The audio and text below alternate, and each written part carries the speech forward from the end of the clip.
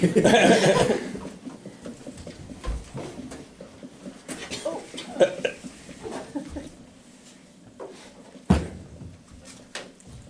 it. I knew that. We saw our whole life flash before our eyes. Okay, two tadpoles are swimming in a pond. Happy as everything. One of them leaves, instantly turning into a frog. After a few days, he comes back, and the tadpole goes, "Where were you?" And the frog says, "Well, I was just over in the dry place." And the tadpole says, "What's a dry place?" And the frog says, "What do you mean? The dry place is the place without water." "What's water?" "You don't know what water is? It's the stuff you live in." More on that later. Today I just want to talk about, you can read this, right? Yeah. Oh, yes. Oh, good. It's high resolution. Today I just want to talk a little bit about leadership style.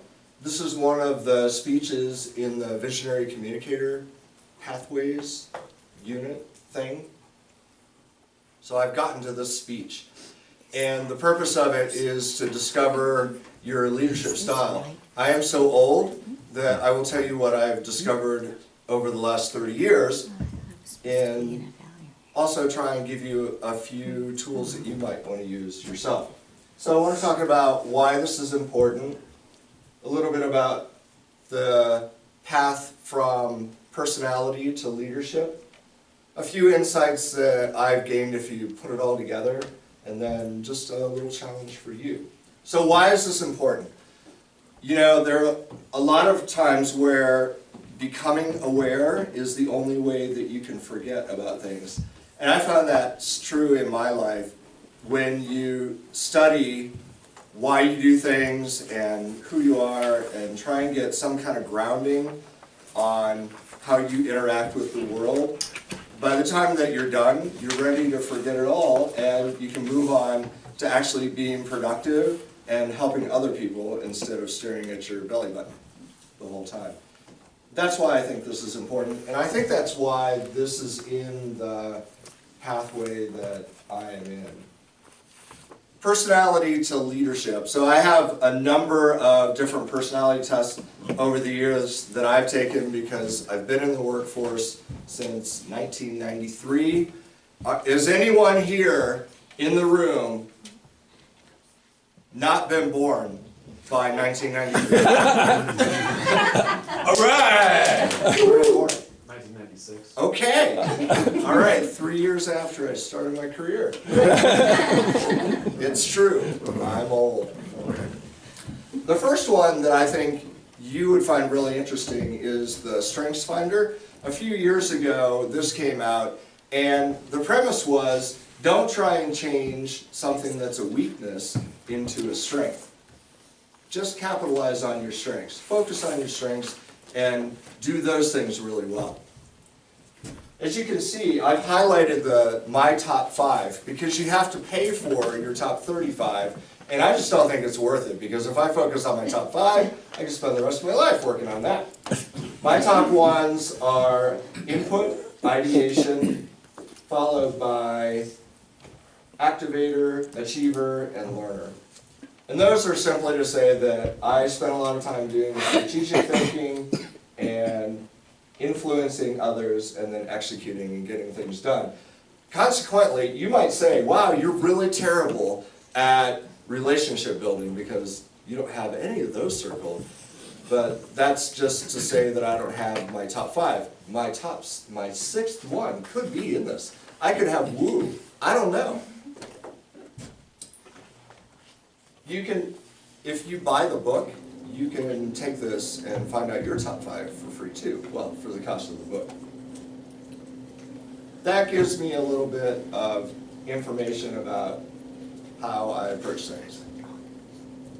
The other is the Myers-Briggs. And Myers-Briggs has been around for a bazillion years. It's probably in every language in every country and has huge numbers of reliability and validity studies behind it, which means it's pretty good and it's pretty consistent across the board. I am an ENFJ, which means I'm an extrovert, believe it or not. I don't hide away and go, oh, I hope nobody talks to me in the corner of the room. I'm the guy who actually goes up to you and says, hey, you're new. Hi, I'm Barry. Hi, I'm Natalie. Hi, Natalie. Where are you from? Here. Oh, good. In this room. Right.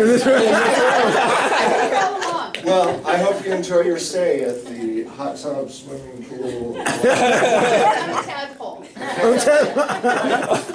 you know what water is? No, I want to know later though. Okay.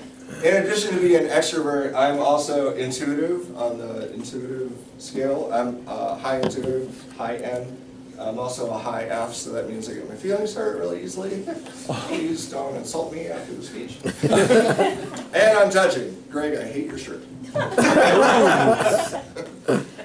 If this were really big, you could see all the words in this head that say I'm trustworthy, sociable, gracious, encouraging, self-expressive, imaginative, verbal, congenial, responsible, warm, loyal, concerned, inspiring leadership, people-oriented, persuasive, diplomatic, responsive, and a lot of other things that are really good.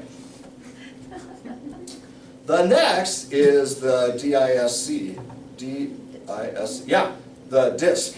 DISC. That's an acronym. That means the first letters of the words spell out the thing. I am a high I. Persuader personality. Sometimes counselor, but more persuader. Depends on what I'm doing. Anyway, so that means I'm easy, outgoing, enthusiastic, optimistic, high-spirited, and lively.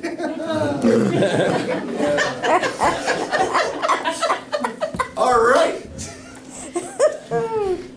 The next, am I going too fast? Are you guys writing this down? It could be important for you. Is there a test? Yes. The next, which you may not have heard of, and I may actually be able to stump Julie on this one, is the C, R, and T assessment. Do you know that one? Ha ha! Gotcha!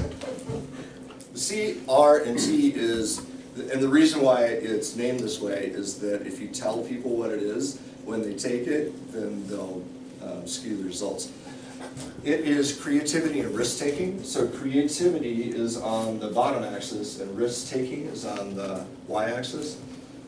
If you have someone who is not very creative and not very risk-taking, they're what they call a sustainer. That means they just kind of keep things going the way that they are. They're not going to rock the boat. If you have someone who's highly creative who gets nothing done, I mean, who's not a risk taker?